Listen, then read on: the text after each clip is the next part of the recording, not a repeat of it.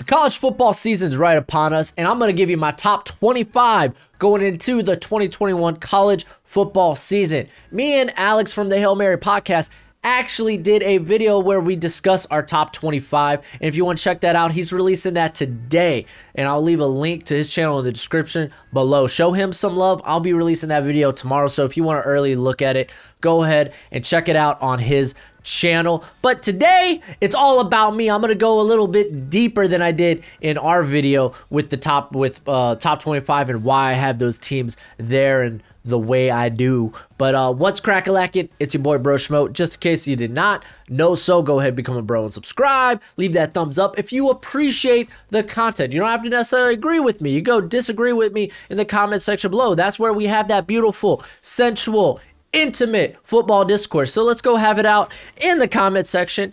But without further ado, let's go ahead. Let's get into it. First, my teams that just missed the cut. I got Washington, Boise State, Central Florida, Utah, and Oklahoma State. And you know what? I'll give you my 31. I really like Virginia this year out of the ACC, and they barely just missed it for me. But let's go ahead and start things off with Louisiana at 25. They return many starters, but they do lose kind of like the two big running backs from last season in their big running back heavy on the ground attack. I don't know how else really to word that, in Elijah Mitchell and Trey Ragas. But Chris Smith, he was actually a good third wheel there, and now he kind of comes in being the star of the show. I think he'll do a good enough job there. I think easily they're one of the best teams in the Sun Belt. Plus, they bring back Levi Lewis, so they should be good. Auburn at 24. The Gus Bus, he is gone. The Tigers, they now have a more accomplished coach in Boise State's Byron Harsin, but I know no one's happy about Bo Nix. Either it's kind of discouraging or you just outright hate Bo Nix. But I think he might be a little bit better with, I think, a better coach there involved. Plus, they also have TJ Finley, who's sitting there in the wings, the transfer from LSU. Keep in mind, the dude, he started last year to some mixed reviews, but he was a freshman starter. The dude's 6'6", 242. I really like what he did during some stretches this season for LSU, so I think he could be an exciting part to this offense. I know they lost their 3-star receivers, but let's be honest, the offense runs through Tank Bigsby. The dude's a monster, and luckily, I think they have one of the top defenses in the SEC. I mean, that secondary is really good. And then they also bring back Derek Hall, who's poised for a breakout season after having a win rate of 21%, a pressure rate of 18.4%, which, if you didn't know, is a very good. And that was just on limited snaps. So next year he gets the full starting load. This defense is going to be very good. Then I got Minnesota. I actually kind of believe in this Minnesota team. I think they could rekindle some of that 2019 magic that they had. I expect a real big rebound year for the Gophers after going 3-4 last year. I mean, they have a very veteran offensive line with some good talent there. They have a veteran starter in Tanner Morgan. I mean, they bring Ibrahim back, one of the better running backs in all of the nation, looking to just another 1,000-yard year. He just wants it. And yes, they lost Rashad Bateman, but you can't sleep on Chris Ottoman-Bell. While I don't think he is necessarily the elite talent of like a Rashad Bateman, even Tyler Johnson, I think he's not too far off. So I expect the offense to be very good, and it needs to be. They need to be running on all cylinders, because the defense, while they got stars here and there, like I'm a big fan of Coney Durr. Mafe, or the edge, the pass rusher. They got some stars there. Outside of that, though, it's the defense is kind of woof. So they really need the offense to be running on all cylinders if they're going to succeed this year. And then another Big Ten team in Wisconsin. The biggest question is, can former 4-star recruit Graham Mertz be the guy we saw against Illinois at the beginning of the year, or is he more the guy that we saw the rest of the year? Keep in mind, the dude was dealing with a shoulder injury, so really we'll see how he plays this season. He plays behind a very great offensive line. He brings back one of his most reliable options in Jake Ferguson. And this defense is one of the most blitz happy in the nation, and it should continue to do so. And I think the secondary should still be good, even though they lost guys like Chad Wild-Goose and Eric Burrell, because they have very experienced corners in Caesar Williams and Hicks. So I think it's going to be a good squad. TCU, they're kind of a sleeper team for me here at 21. The offense's ability to move the ball is really the Achilles heel. Mac Duggan, while he's not going to put fear in any defenses, he did show a little bit of development last year. It should be a bit encouraging. I think he's capable, but let's be honest, this team's going to rely heavily on the running game, and they got a former five-star recruit in Zach Evans at running back. So yes, run the stinking football. On top of that, the defense, I think, should still be great. They lost Ardarius Washington. They lost Trevon Merrick, but they bring in Memphis transfer TJ Carter to play safety. They have Noah Daniels if he can stay healthy, but they also have Hodges Tomlinson, who was one of the top corners last season. This is going to be a tough defense to throw on, and I think the edge talent's actually pretty good with Mathis. I think he had kind of a breakout last year, and I think he could even go higher. I really like this guy's quickness. He's got a good natural bend. Really, I think he becomes a double-digit sack guy this season. And then going to 20, Boston College. I love this team. I think they boast one of the best offensive lines in college football with Lindstrom, Rabel, and Zion Johnson. I'm cuckoo for Cocoa Puffs for. I love them. But they also have one of the best QB to wide receiver connections in the ACC in Phil, Jurkovec and Zay Flowers. And you could even mention Jalen Gill, who kind of flashed at bits and pieces there. I expect a big improvement from the secondary. Like Josh DeBerry, really not talked about enough. He is one of the most solid corners in the ACC. I expect Brandon Sebastian to really rebound after kind of having a rough year last season. But keep in mind, his 2018-2019 were very solid. So I expect him to rebound. He's pretty good. And they also bring in former five-star safety Jaden Lars Woodbay from Florida State. So I think the secondary is really good. I think this is going to be a very competitive team. Arizona State coming in at 19. I did feel good about putting them too high just because we know the recruiting violations. We know some sort of consequences coming. What will it be? I don't know. We'll find out. But really, they have a good case to make that they're the best defense in the Pac-12. Like, hey, Oregon, hold my beer. We're pretty darn good, too. They got guys like Jermaine Lowell. They got Merlin Robertson. Chase Lucas and Jack Jones come back there at the corner positions. They're very good in their own right. Points are going to be like few and far between for opposing offenses. However, the offense is kind of in a tricky spot because it's going to lean on a very RPO-heavy scheme. And the offensive line, stupid solid. I really like Rashad White, the running back. I think this is going to be a very successful team running the football. It comes down to Jaden Daniels. While he doesn't really have the receiving talent that he has had in the past. Like his best receiver might be a transfer from Utah, and Brian Thompson. Just Daniels, he's also known as one of the he's a great decision maker, but one of the more inaccurate quarterbacks in college football. So it'll be interesting to see how he develops. We're waiting for that big jump from him. So maybe that comes this year. Iowa coming in at number 18. This feels like a team that's going to be carried by the defense. And it's kind of felt that way for quite some time. I don't think that changes this year. They have one of the best coverage units in the nation, and they bring back, for the most part, all their starters in the secondary. You might question where the pass rush will come. They did lose Chauncey Golston and Davion Nixon, so that'll be interesting to see. We will find out.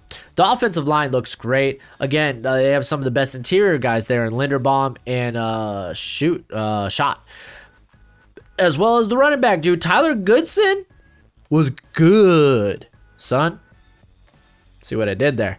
Kind of funny. Biggest question mark, though, is quarterback. That kind of kills it for me. I don't have much faith in Spencer Petras.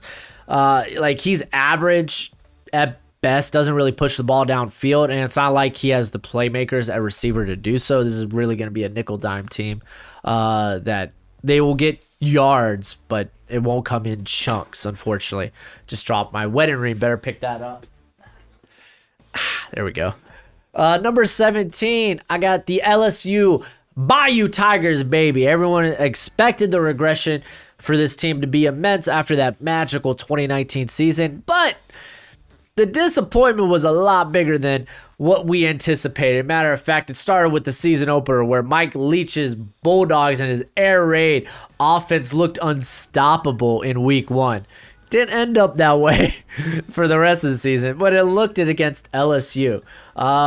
I think this LSU team, though, things are gonna be different. Miles Brennan healthy. I think he looked pretty good before going down with the abdominal injury, and he should be there. Fortunately, Brennan, he has probably a future first rounder in Keyshawn Boot. I believe is how you say it. It's a French last name. It's Boot, maybe Boot. I don't know.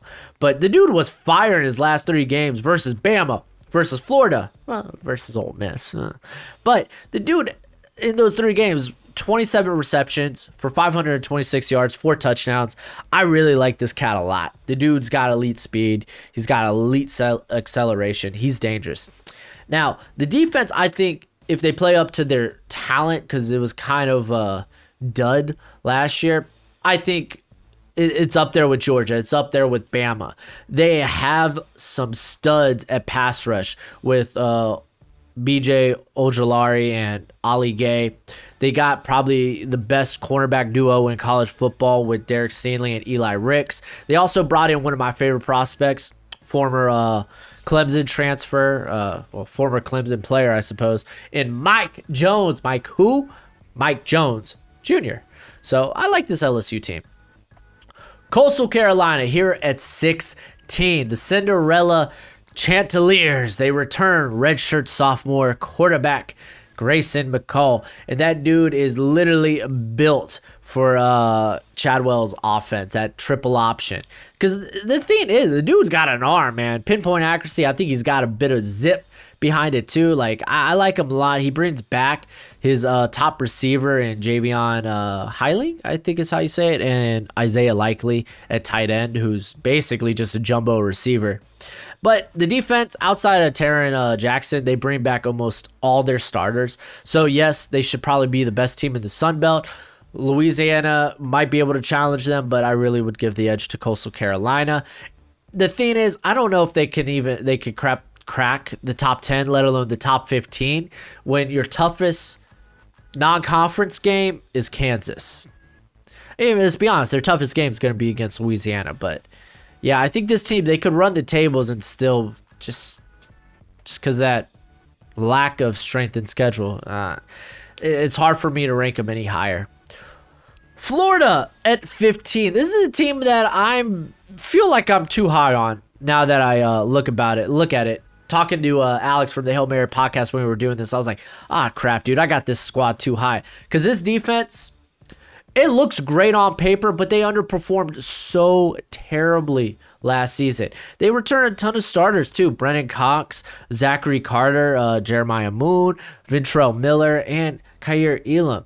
This unit, they need to play much better than they did last year. I believe that they will, though. I think this defense is going to be very, very good.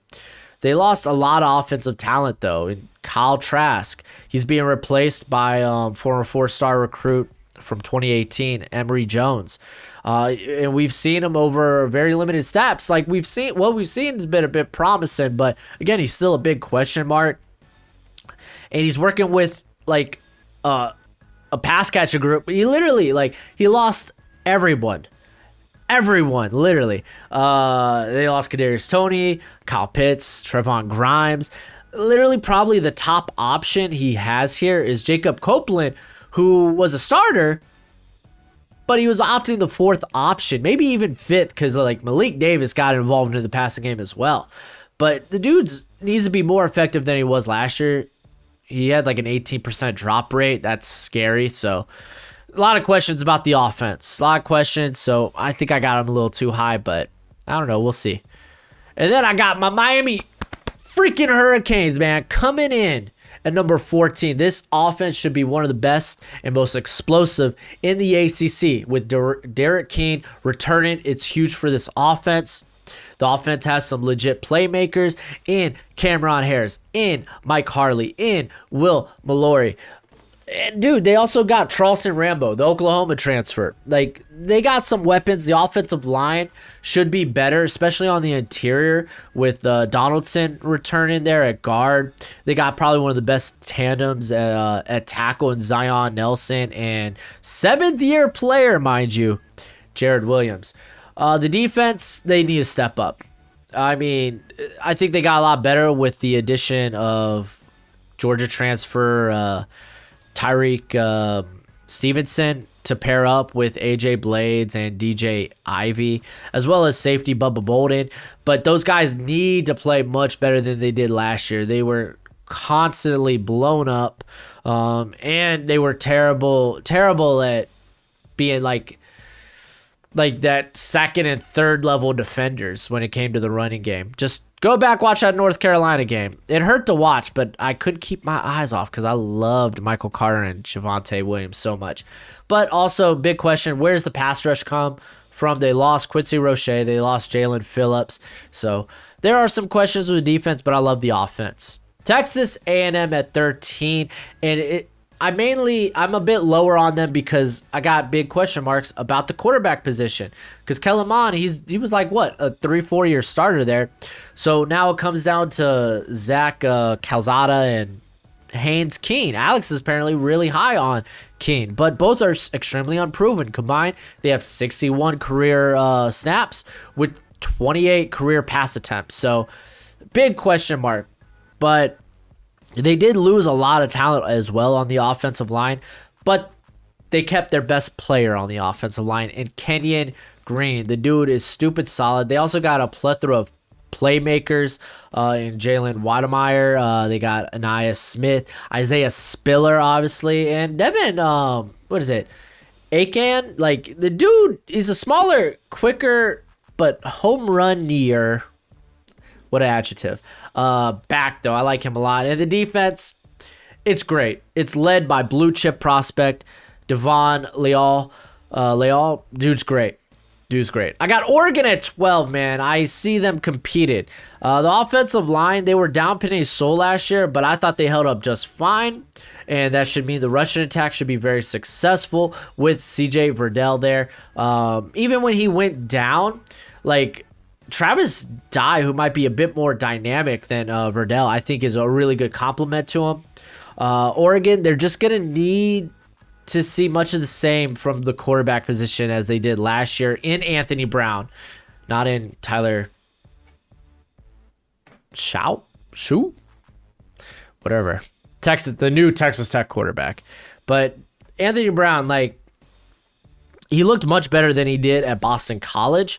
So, if he looks more of the same last year, then this won't be too strenuous on the defense. But luckily, the defense is actually probably the best in the Pac-12 with Kayvon Thibodeau. They also have Noah Sewell, who is Penei's brother there at linebacker. And they got a bevy of talented players there in the secondary. So really good squad in Oregon there.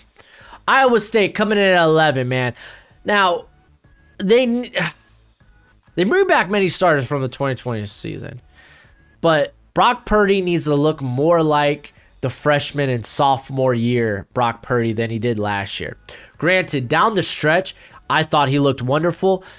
Hopefully, he plays like that the rest of the season. So I'm hoping it'll be like that. It's not like the offensive line's that great. It's pretty pedestrian, average at best, but they got a plethora of playmakers in Breece Hall, Charlie Collar, and Xavier Hutchinson, who is a sleeper prospect. Watch out for him, man. The guy can do a lot after the catch. Now, this defense is stacked with talent at every level, from Will McDonald on the line to the second level with Mike Rose, and Jake Hummel, and then even on the back end with Anthony Johnson, Greg Eisworth in the secondary. It's going to be a very dangerous defense. So this team could end up a lot better than where I have them. Notre Dame, Top 10, baby. Of course, of course. This offense, honestly, shouldn't be too different from last season's, despite the loss of like 4 starters on the offensive line and their starting quarterback. They do bring back one of the better centers in the nation in Jarrett Patterson, and they also bring in former Marshall guard Kane Madden as a transfer. But at quarterback, they're bringing in former Wisconsin. A lot of transfers this past year. But former Wisconsin quarterback Jake Cohn, who, while, yes, his playing style is vastly different from Book's, I don't think we're going to see much of a difference in terms of the standard of play. Like, while Ian Book was, like, more... he could sling it downfield. He had more explosive plays. He was also a lot more turnover worthy plays on his tape.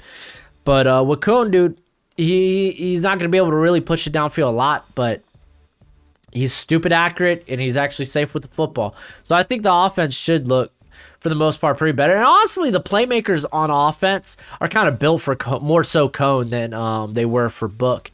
And Kyron Williams, who's kind of a receiving back there, and then Michael Meyer at tight end, excuse me. And then the defense, it's going to be a tough defense, probably a top 5, top 10 defense in the nation. The secondary is going to be hard to pass on with Tyreek Bracy and Clarence Lewis returning at corner, but let's be honest, it's Kyle Hamilton. The dude's a monster, blue chip prospect. And then at 9, I got Indiana, another team I'm a bit high on. Now, despite the offensive line being really subpar here, they had one of the most fierce offenses in the Big Ten simply because Michael Penix Jr. is under center, and he's got his favorite target back in Ty Freifogel. They're back for the ride. They bring in Florida State transfer DJ Matthew to come in and take over the slot from WAP. They also got Peyton Hendershot at tight end. Looking for a bounce-back season. I think he'll find it. And you know, the defense is actually pretty darn good. They return a lot of starters outside of Jamar Johnson and Isaiah Loudermilk. But they got Tywone Mullen there, one of the best corners in the country, and Micah McFadden, very underrated linebacker. Number 8, North Carolina. I really love this team. They have one of the best quarterbacks in the country in Sam Howell. They did lose significant firepower in Javonte Williams, Michael Carter, Daz Newsome, De'Ami Brown. Like, they got some big shoes to fill, and they're going to be filled by running back Ty Chandler, who's a former transfer from Tennessee, and Bo Krause, who was kind of beat up last year, but I think he's going to be very good. Like, watch out. And, I mean, fortunately, they do have a veteran offensive line. While they weren't exactly great in pass protection, they were good enough. So I think this offense, despite the hit they took from last year, I think should be pretty darn good. And fortunately, they have, I think, one of the most underrated defenses in all of college football. Storm Duck returns from injury to start across from the reliable Tony Grimes. Like, Storm Duck, straight up, watch out. This guy's a legit prospect. I'm a big fan of his. Also, they have their best pass rusher from last year in Fox. And then Eugene Asante, he is going to be taking over for Chaz Surratt. He looked extremely good in the bowl game against Texas A&M, so watch out for him. So, yeah, this is definitely a top 10 team. Will they be good enough to challenge Clemson? Don't know. USC at 7. I got them as my Pac-12 winners. Now, the difference between the USC and the rest of the Pac-12 is just the caliber of passer that they have at quarterback, man. Keaton Slovis is one of the most accurate quarterbacks in the nation.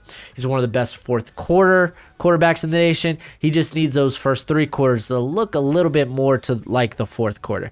He did lose some quality receivers in over the last 2 seasons in like Michael Pittman just last year, Amon-Ra St. Brown, and Tyler Vaughns. But Drake London might be better than all of them. I'm a big Drake London fan. Watch out for him.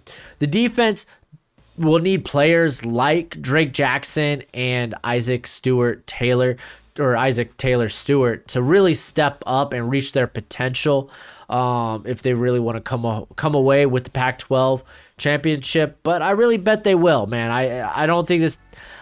I think the Pac-12 between teams like Arizona State, Oregon, UCLA, Utah, it's too competitive for there to be one that's going to emerge as a playoff team, at least with the current 4-team playoff format. But I think there's definitely a top 10 worthy team in there.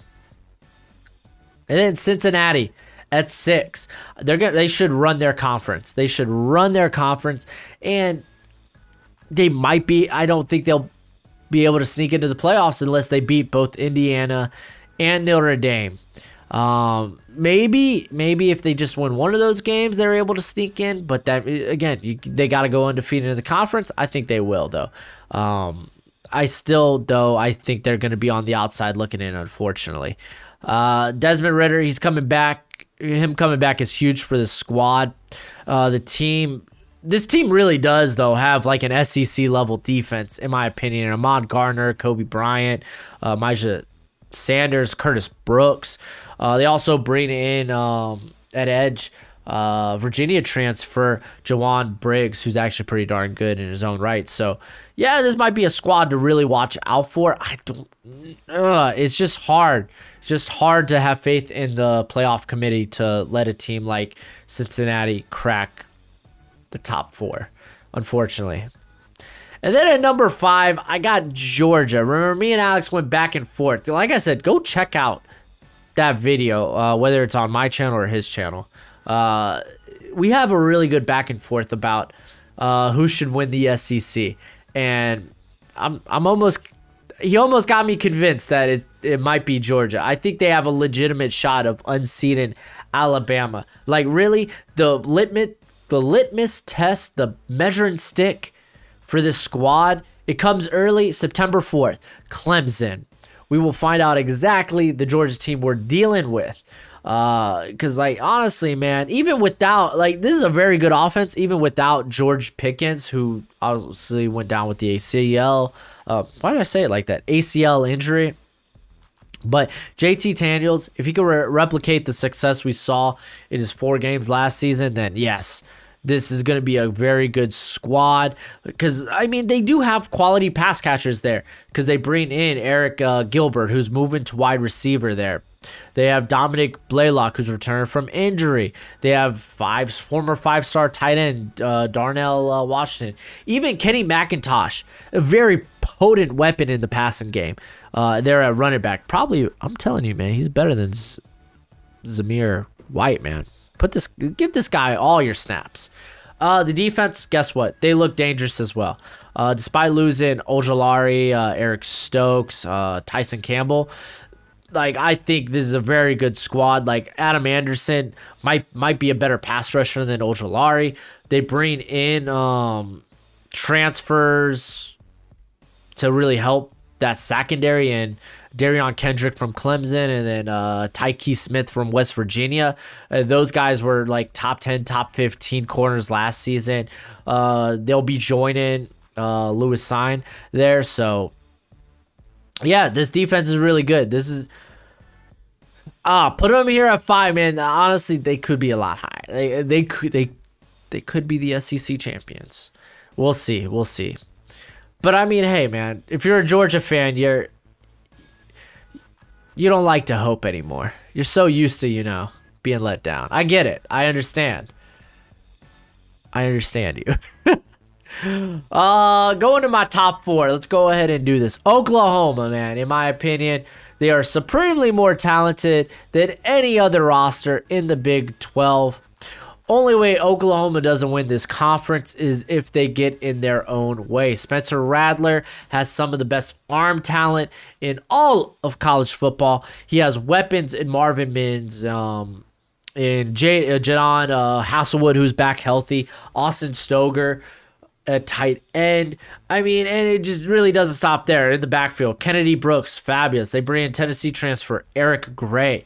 And guess what? The defense, yes, they lost some guys in the secondary, but with how good this pass rush is going to be next year, quarterbacks aren't going to be getting a lot of time to throw anyway. Like, they bring back Nick Benito, Isaiah Thomas, Perion Winfrey. They also got Jalen Redmond. They got a plethora of guys that can rush the passer extremely effectively. So, yeah, this team, ooh, watch out.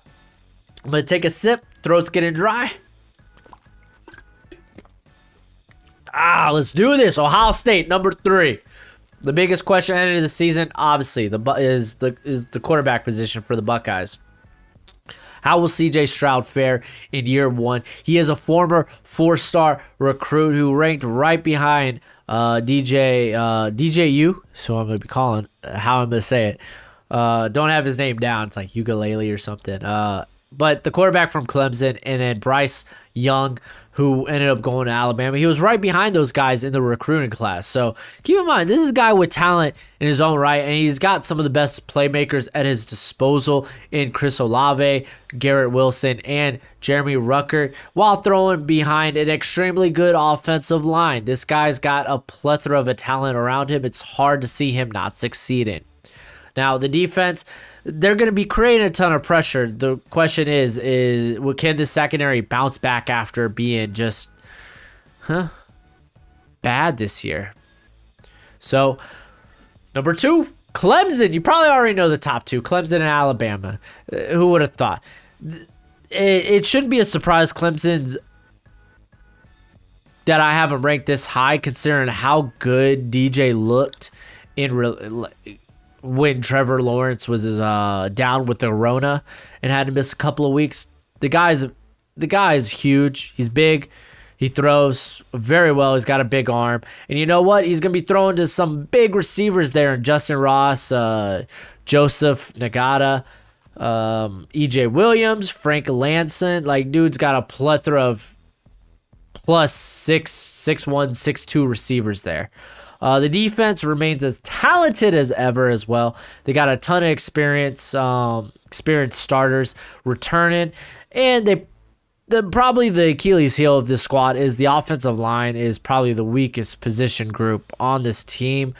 Jordan McFadden's really their only quality return starter. So if they're a letdown anywhere, it's probably the offensive line.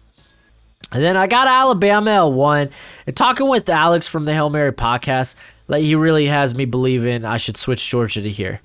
It's really a toss-up for me because, yeah, they lost a lot of, like, this offense is not going to be nearly as good as it was last season, losing Mac Jones, losing Najee Harris, losing Devontae Smith and Jalen Waddle.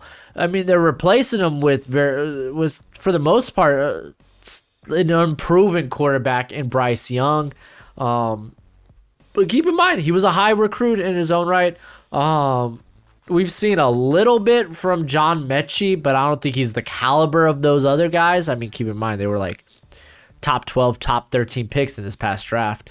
And then Brian Robinson, we've seen, like, he's kind of been this rotation back there for the last, 4 seasons. So we've seen a little bit of him, but him stepping in place of Najee Harris, that's a very tall task ahead. So I don't think they'll necessarily be as good or as sensational as last year's squad by any means, but it should still be a good squad. They're running behind a very good offensive line. The defense, it's full of talent. The defense is going to, if the offense can't win games this year, the defense will. They got Will Anderson there at edge, man. Christian Harris, they're a linebacker who can cover a ton of ground. And then Josh Jobe and Jordan Battle, like, even, was it Malachi Moore? Like, they got a ton of talent.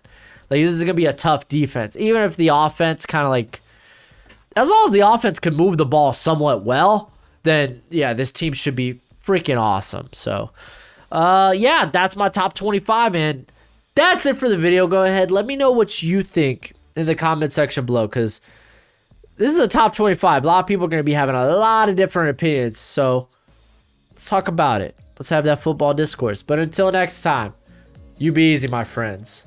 Later.